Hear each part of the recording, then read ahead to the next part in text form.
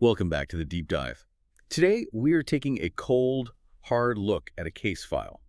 It sounds like it was ripped straight from a horror movie script. But it was, according to the investigator, terrifyingly real. We're talking about the documented findings of independent paranormal researcher Arun Mehta. We're diving into his case file 27B.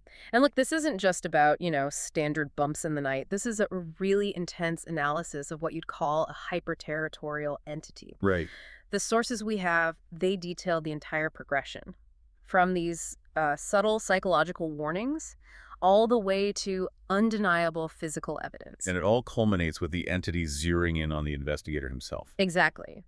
When its territory was threatened, this case really asks, what is a truly territorial haunting? This particular case, according to Mehta, just fundamentally changed his entire understanding of intelligent haunting. And it all started in a seemingly new house just outside Mumbai. A young couple, Isha and Kabir Varma, had just moved in.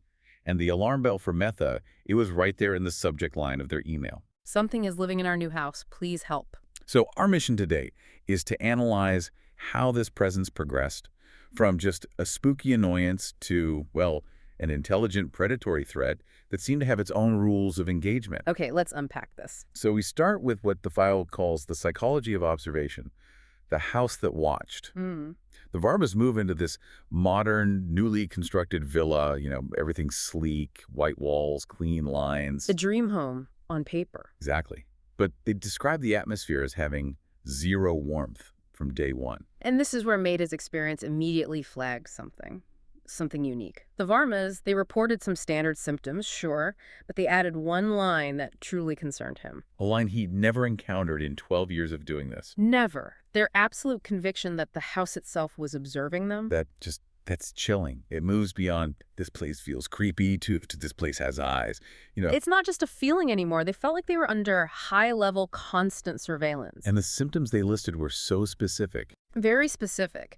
Things like fleeting shadow movements you could only see in the corner of your eye, like a flicker in your peripheral vision. The bedroom door handle slowly rotating at night. Can you imagine? And Kabir feeling the distinct presence, the feeling of footsteps walking directly behind him when he was totally alone.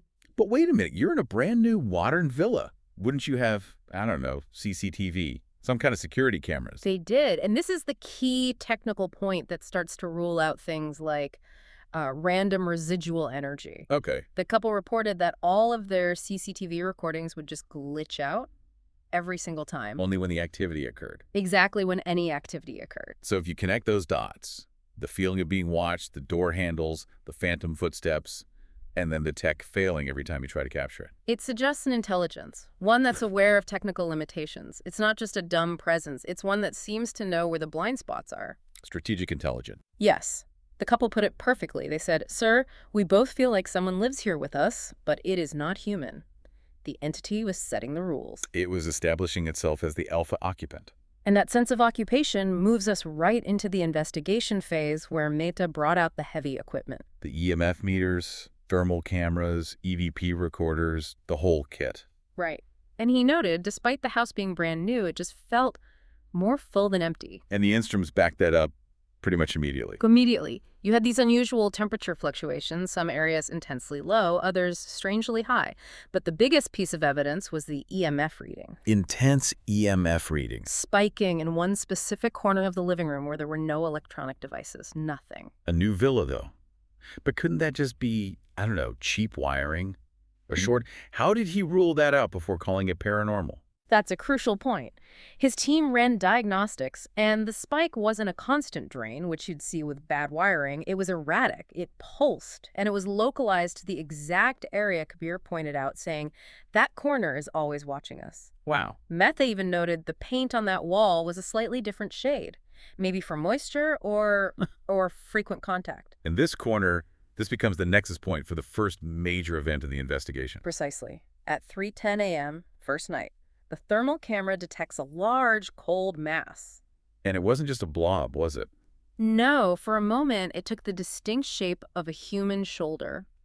And immediately after that physical manifestation, The EVP recorder sitting on a table turns itself on. Untouched. Untouched. And the recording that followed was, I mean, it's just chilling. It captured a very clear female voice. Saying, "You are late. Very late." You are late. What does that even mean? It suggests it was expecting them. It suggests awareness, intent. This moves past a simple haunting into active, intelligent communication. And as if that wasn't enough, then you have the basement incident.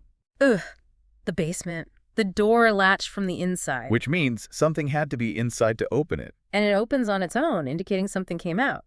And when Metha went to investigate, the dusty floor had a clear message. Don't stay here. But the markings, they weren't typical. Not finger sweeps. They were long, unnatural gouges in the dust, suggestive of, quote, unusually long fingers. A detail that comes back later. The entity was now making physical statements. It was. But as disturbing as all that physical evidence is, it was on day 2 that the whole case just fundamentally shifted, right? Here's where it gets really interesting. It shifted because the investigator, he went from being an observer to being an intruder. How so? Day 2, they start digging into the house's history. They find out the previous owner left it structurally incomplete. So wait, they found a hidden room in a new house. Yes. That suggests a deliberate recent alteration. Did the sources say why the builders just left it like that? The blueprints explained it.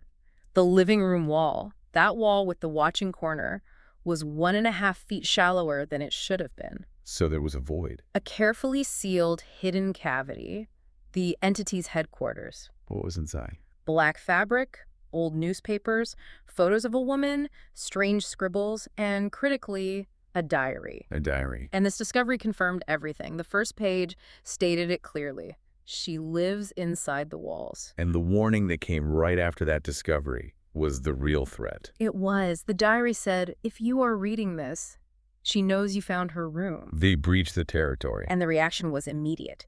And it was violent. Breach confirmed. Escalation massive.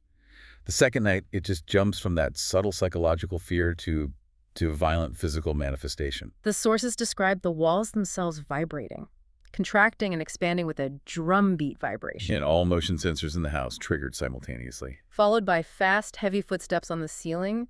This is the entity actively defending its territory now. It's using the house as a weapon. But the most crucial detail, the real turning point, came at 2:01 a.m.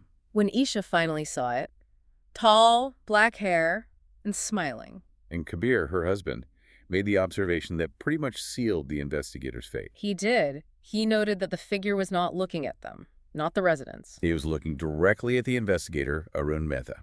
The entity had recognized the biggest threat to its home, the outsider, the one trying to expose its secret.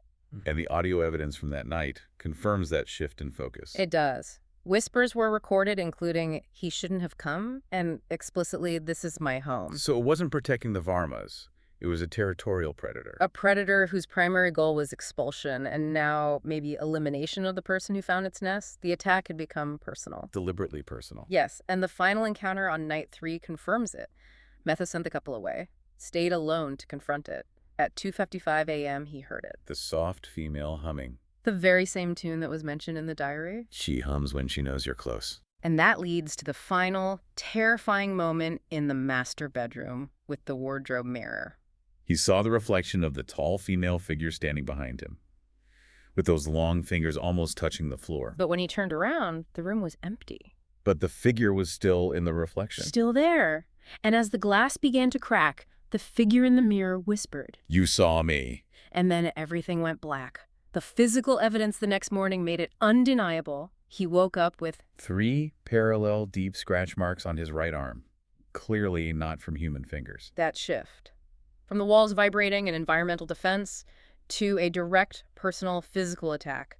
That's the ultimate demonstration of predatory intelligence. And the final, terrifying piece of evidence arrived 2 weeks later. An untraceable message. Typed out, "Return my home." Typed in the exact pattern of the 3 scratch marks. It had followed him. So what does this all mean when you look at the trajectory of Case File 27B? You see this clear progression. It starts with a perceived psychological surveillance. Moves to clear scientific detection.